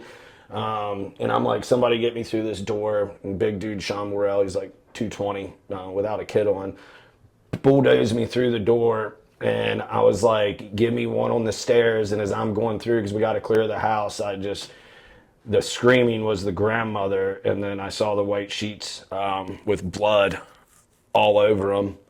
And I was like, oh man, that's wild. Like, that can't be good. Like, but I'm still clearing. So we go up and clear, dry hold. Dude wasn't there.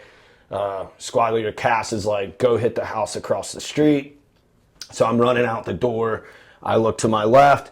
I see Doc working on little kid. There's a kid that I'd actually held on my hip before that, because we patrolled the area. So I'm sure that that was probably why I was a little standoffish. I probably had a lot. I mean, you're over in the sandbox for 10 months. Even if nothing happens, you're going to be different. But you know, that definitely, that was really eye-opening, and terrifying. And like, you know, it's sadly, quote unquote, a part of war, but it doesn't make it feel any better. And it doesn't. It doesn't change the fact that, you know, a kid didn't have a chance to grow up. So that was probably a big part of the change. And I'm sure that was like, you're hearing that, you're like, back then you're probably like, oh my gosh, like what is, like, I can't imagine. More helplessness, a lot of helplessness, man. I put you through so much, I'm sorry. And then, you know, so I go to Ranger, we're here, we go on first deployment with old Eric Spielberg. We were in the same platoon. We lost 2 guys. Like, it was my first mission. It was like second or third mission of the deployment, I think. It was my first one, Ranger mission. We lost Jason Dalkey and Eric Haria, two more great men. Got to do some really cool stuff on doing that, and then so we get back. Then right after that deployment is when I was in Jacksonville, was waiting on a cab with a couple of girls and some friends, and somebody yelled, "Hey, you effing cracker." Big crowd, everybody, you know, it's New Year's Eve, Jacksonville, 1 in the morning, 2 in the morning, whatever it was. Everybody's going home. Turn around, boom, brass knuckles. No, dude, brass knuckles. They start stomping my head into the ground. I was trying to fight back like an idiot. I probably should have just curled up, but I don't really know how to quit too good. I'm not great at that. And so they stomped me into the ground pretty good. I came to choking on blood. Thought just my teeth were missing. Turned out they were all in all these teeth. I thought they were just gone. I didn't lose a single tooth, oddly enough, but both jaws were completely broken, down in the gums, cheekbone crushed. You know, I'm like 207 at this point. And you come down to the hospital, stay with me like a good mom, dealing with me hitting on that redheaded nurse when I was all on pain meds. And then you sat with me that whole time. You made that, I don't want to say a pleasant experience, but as pleasant as that experience could be, so thank you. That recovery was really hard. You know, that was back when, I mean, I'll go ahead and say it, man, battalion was overprescribing. You know, there's no other way to put it. They were overprescribing, man. They gave me, you know, it was 100 Percocets at one time and 2 huge bottles of codeine with refills and fentanyl patches. Thank God fentanyl makes me deathly sick. I didn't know that until, oh my gosh, right? Oh my gosh, man, God really looked out for me in a lot of ways. So that recovery, that was rough. I started doing a lot of research on racism and all this stuff, which, opened my eyes to some things, also made me angry about some things. About the way this country was going. I started more digging into stuff like that, without really knowing a lot, but like I could start seeing stuff. Didn't like it. Then we do a couple more deployments. I don't think anything notable really happened, like with you and I or anything, just the normal me partying too much and going to war a bunch. Ended up surveillance, counter surveillance, doing that. Went to Delta Force selection, and that's when we found out I had brain damage. And then, I'm sure you noticed it, that's when everything went really downhill. The bad phone calls, we won't get into the details. There's no reason to put you or I through that, I don't think. Just things a mother should never, ever, ever hear in a million years. Me clearly not wanting to be here. Or at least thinking I didn't want to be here. Obviously, there was always something, I think just enough God in me to keep me alive. Terrible, terrible, terrible times. You know, I remember, you know, the one, I will share the one thing just so viewers know how bad it got, you know, when we talked about it, and we talked about it earlier. When I woke up that one day and I had a couple scratches where it was like I cut myself, and then I pour my whiskey and ice, go to the bathroom, because you got to have a whiskey and ice just to go to pee, right? Like, what? It's so crazy. The stuff that was logical when you're an alcoholic, you look back and you're like, or I'm an alcoholic still, but like, you're like, what was that? That is ridiculous. So I'm sitting there, I get to the bathroom and there's like 666 on the wall and like God is dead and all this craziness, and it didn't look like my handwriting, but I clearly wrote it, and I'm like, oh my gosh. That was the first time I realized like out of control. And then, you know, things were escalating, and then I hit my rock bottom. And one night, you know, I went to take my own life, got a bottle of Middleton, and, you know, wrote you a little note, and then was drinking, put the gun in my mouth, was pulling the slack out of the trigger. Springfield XD has a lot of slack in the trigger, so I pulled the slack out, and Skiff, the best dog, Buff was an awesome dog. Skiff kind of saved the day. Yeah. Came over and did the puppy thing. Just, hey, pet me. Like, it was something he did all the time. It wasn't out of the ordinary. It wasn't like he never did it and miraculously did it one night. It's not one of those crazy stories. Came over, did it, pulled the gun out. He crawls in my lap. I pass out drunk. End up getting sober, have a near-death experience and withdrawals. Then started the fishing business because I couldn't find a job. I was trying to find a job, which was very, man, that really hurt well, at the time it was my pride, that like I was doing all this stuff in the Army, but I couldn't do anything in the civilian world. Then decided to start a fishing business out of nowhere. You co-signed for me. We found somebody that thankfully let you do that out of state, which is very rare for a recreation loan. Got a killer deal on a boat, brand new boat from Skeeter Boats, who we were with at the time. Very thankful for them for that, because without all of this, God putting all this together, it wouldn't have happened. And then was trying to fill that emptiness inside with outside things. My coping mechanism was work. Fishing was the only time I truly loved life and was happy. So another addiction set in, right? So I ran 176 charters my first year, ended up on Discovery Channel, you know, all of a sudden went from this credit card debt and this, that, and the other to slowly getting, well, actually kind of rapidly, really, if you look at the whole time frame. Got out of that, and then, you know, things get great, you know, went through a divorce and all that, and naturally here and there. End up with, you know, Bonnie at the time, end up in the boat we're in now, 30-foot boat. Next thing you know, it's like we're not paying for rods, we're not paying for reels. Like, you know, we're getting 30 rods. I remember we had 30 rods in like 4 days sent to the house for free. And I'm like, what is happening? Like, this is awesome. So did you think I was like on the mend at that point? I mean, you knew I was still like a wreck. I mean, I'm chain smoking, I'm aggressive, not toward you per se, but like aggressive toward others, lashed out a lot. Like, were you like, oh, this is how he is now, he's out of the woods? Or were you like, did you know something was still, I knew something was still, Yeah. Yeah. So, go on, then, you know, we tag our first white shark. I'm offshore one day, and I'm by myself, and I'm like, man, I'm ready to take my life again. You know, set up a trolling spread, put the boat on autopilot, was going to lean off the side and do it, make it look like an accident, so you thought I just fell off the boat. And then that ended up at like realizing, finally, I'm a slow learner sometimes, how deep the problem was. Ended up going to Ambio in Mexico, and then doing ibogaine and 5-MeO DMT, which was, you know, still a process, but it was an overnight change. I mean, it was, you know, I got on a plane one way on a Sunday, and then that Friday I came back, like, loving life, loving myself, which was weird. Very good weird. New. Very new. Having an appreciation for things, a closeness with God, and finally knew my purpose was not to chase money, not to chase status as this badass charter captain that I thought I was, which whether I was or wasn't doesn't matter, because that doesn't matter in the whole scheme of things. It means absolutely nothing.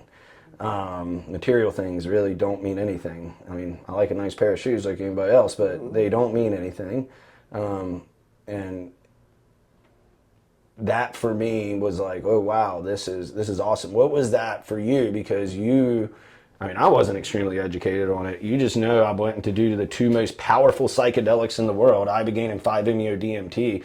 Like, what was your thoughts before, when I told you I was going until I came back? Scared. Yeah? Yeah. Do you think it was like maybe it would make it worse or something? I guess I didn't know enough about it, although when you had shared it with me, I did start reading about the Ibogaine and found some good articles on it from Stanford? Stanford, because I just didn't want to read anything, because you can find anything to suit your cause, good or bad, you know. And so I try to keep an open mind with that. And but skeptical. Yeah, I was too. Yeah, yeah. You sound too good to be true. Yeah. And usually when it does, it is. 100%. But April and I both, when we didn't see you, and I don't recall the time frame, but I think it was saw each other? No, just talking to you on the phone. Oh, I think it was very, very short time frame, but we both agreed just via phone call that we could tell a difference in you. Wow. Yeah. So Wow. that was a big wow for both of us. Oh, I bet. It's like, is he pretending, or can you pretend that extreme? But no, we both, and we talked to you separately. So then when we got together and we're talking, it was like, you can really hear a difference. Like you said, you were loving life a little better, and you were calmer. You weren't so. He's very passionate and tense, in case you didn't know that yet. So you weren't as intense. I was still passionate, but the intensity went down. That's what I tell people. I used to be super intense. Now I'm just super passionate. Yeah, because that intense can go to all other different emotions. Oh, yeah. And we could see that had diminished some. So that was really interesting. And then we're like, holding your breath going, okay, so how long does this last? And you didn't even know that. No. You still say you don't know. No. So that was an interesting little journey. Well, and it's funny because doing the 5-MeO-DMT, that's when, I felt my life's purpose was like, and then we immediately, within a week, less than a week, it was like 3 days, shut down the for-profit, was running nonprofit full-time. So I think I flew through everybody for a loop, because like chartering was what I made my identity and stuff. Yeah, I mean, I'm like, we're done. And people were like, I remember Greg, Bonnie, everybody was like, whoa. Like, it's been 6 days, bro. Like, what are 8 days? Like, what are we doing? And I'm like, nope, this is what God wants me to do. And I'm sure there was mixed feelings with that, because it's like, oh, he's listening to God, but it's like, wait a minute, this dude just did some super powerful drugs, like, and it shouldn't even, medicines, right? Did some super powerful medicines, like, and now he's talking about God all of a sudden, like, what's going on? Then, because when you shared some of that experience while you were there, again, I'm even like trying to keep that open mind as a believer, and again, skeptical with that type of medicine, but yet all medicines, I've learned through myself or others mainly, they can give you a medicine to help one thing, but it hinders something else. Yeah. And then you got to take another medicine for this to help this, and then, unfortunately, a lot of us know that domino effect with our loved ones or ourselves. So we hadn't seen any negative at that point, but we were wondering, with you making those decisions, is this the negative? And disclaimer, guys, that's not normal, okay? People typically don't go to Ambio and do Ibogaine and 5-MeO-DMT and then come back and make life-altering decisions. Like, that's not a thing. The peace, the love, the closeness with God, if you're a Christian, those are all pretty consistent. But I mean, I take things a little to the extreme sometimes. Yeah. I get focused on something, and I think I know that's what I'm supposed to do, and you can't pull me off of it. I'm a guided missile at that point. So that was April of 23. I've been down there a couple more times. We've seen Not Lucky do well. In our first 2 years, I was verbally told by the vets, by 9 different vets, that without Not Lucky, they wouldn't be here. Which, man, I've tagged white sharks, I've skydived, I've killed bad guys, I've gotten to serve amongst heroes. All my close friends are the coolest people you'll ever meet and the most phenomenal soldiers and rangers you'll ever meet. But nothing compares to that feeling of somebody being like, yo, man, like what you guys are doing here, what God's doing through you. I'm not doing any of this shit. It's all God doing it through me. I'm just a vessel that I was blessed enough that he picked me for.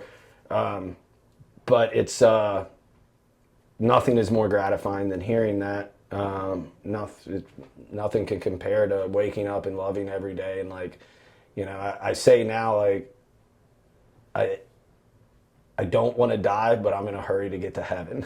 And I mean that in the most positive way. You know, I always say, like, I don't think God's going to let me die until my work is done, or his work through me is done. So it's like, maybe that's why I work so hard, because maybe I'm hoping to let me get to heaven. But him telling me to build this church after we get Not Lucky to where it needs to be and more self-sufficient, I think that church is going to be a bigger job. Might make me stay here a little while.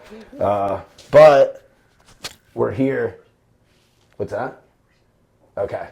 Well, perfect timing. We're at 10% battery. We drained it.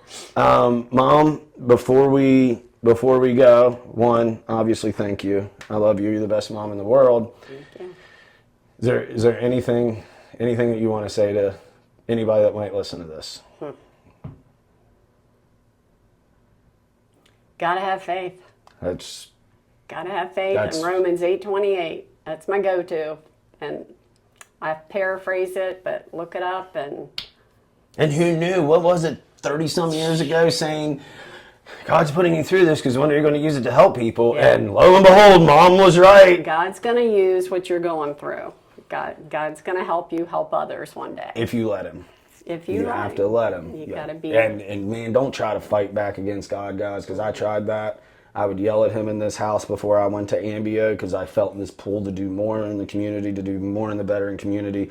I was doing it part-time, but I was being told, and I was like, wasn't ready to let go of the charter business and the cash that came with it and the clothes that I was buying. I wasn't ready for that, and I would sit in this house by myself, crying at times, screaming at him, like, choose somebody else. I can't do this. I don't want to do this. I'm not worthy. Still don't know if I'm worthy to be in the presence of God or whatever, but because I am just a sinner. But definitely glad that I found the medicines at Ambio, the Ibogaine and the 5, and listened to him finally. And for you to be mad at God, that means you have a relationship with God. So Ooh. I like that. Okay. Because you wouldn't be mad at somebody that you could care less about. So that is a good closing point, Mom. It's good that you're mad at him. It's good that you yelled at him because he listened, and here you are. Here we are. Here you are. Yeah. Getting ready to come up with white shark tagging season. Yeah. Well, Mom, thanks for doing this. Yeah. I'm sure it wasn't easy. I love you. I love you too. Let's go eat some dinner. Sounds good. It is 5:41. Wow. That was, yeah.